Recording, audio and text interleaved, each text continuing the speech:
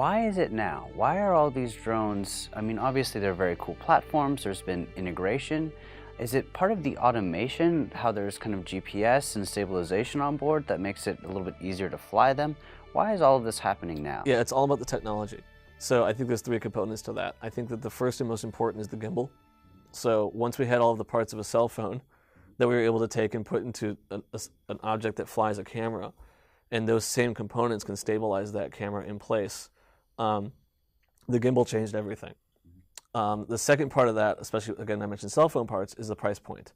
Yeah. So because they're the same parts that are being put into cell phones, and there's so many cell phones being made, the parts are just less expensive than they've ever been.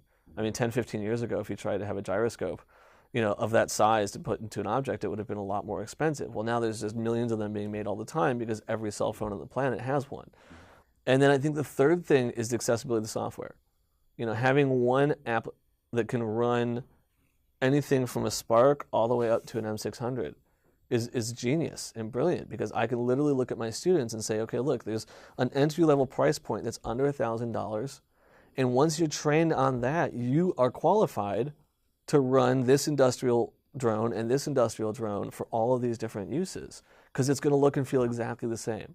I mean, there might be slight differences in the amount of pressure you're going to push on the sticks, so you have to get used to each drone a little bit, but the software is going to be exactly the same from one drone to the next. It does help, especially when you fly some of the bigger ones for the first time, to have all that familiarity. It's a lot less intimidating. Right. Yeah, you already know where to adjust your settings for just about everything, because it's going to be pretty much the same.